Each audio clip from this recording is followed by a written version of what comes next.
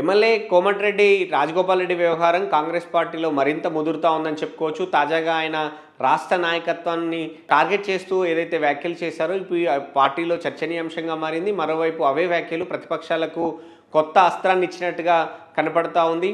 తాజాగా ఆయన మాట్లాడుతూ ఒక చిన్న పేదోడు ఇల్లు కట్టుకోవాలి, ఇందిరమ్మ ఇల్లు రావాలంటే 500 కొర్రీలు పెడతారు, కానీ వాళ్ళు మాత్రం కోట్లాది రూపాయలు దోచుకు తింటున్నారు అని చెప్పి ఆయన చేసినటువంటి వ్యాఖ్యలు ఏవైతే ఉన్నాయో దానికి సంబంధించి పీసీసీ చీఫ్ మహేష్ కుమార్ గౌడ్ స్పందించారు. నిజానికి కోమటిరెడ్డి రాజగోపాల్ రెడ్డికి మంత్రి పదవి ఇవ్వాలి అనేది హైకమాండ్ నుంచి కూడా గతంలో హైకమాండ్ హామీ ఇచ్చింది. ఆయనకు హైకమాండ్ నుంచి వచ్చినటువంటి హామీ మేరకు ఆయన హైకమాండ్ తోటే మాట్లాడుకోవాల్సి ఉంటుంది.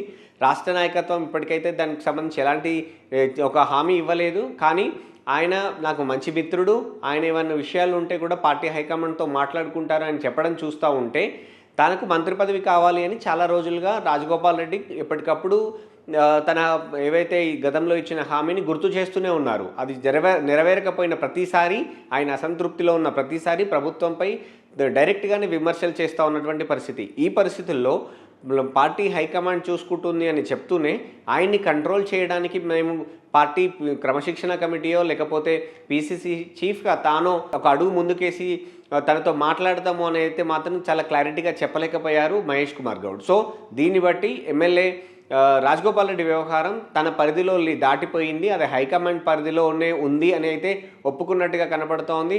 సో ఎప్పుడు క్యాబినెట్ విస్తరణ అనేది బయటికి వచ్చిన ఆ పేరు, అందులో రాజగోపాల్ రెడ్డి పేరు ఉండడం, ఆ తర్వాత అది వెనక్కిపోవడం అనేది సహజంగా జరుగుతూనే ఉంది. ఇదిగో క్యాబినెట్ విస్తరణ, అదిగో క్యాబినెట్ విస్తరణ అని ఎప్పటికప్పుడు లీకులు వార్తలు వస్తూనే ఉన్నాయి, కానీ జరగట్లేదు. కానీ తాజాగా ఇక అది జరగదేమో అనేటువంటి అనుమానంతో రాజగోపాల్ రెడ్డి ఈ వ్యాఖ్యలు చేసినట్టుగా ఆయన అనుచర వర్గం అయితే భావిస్తూ ఉంది.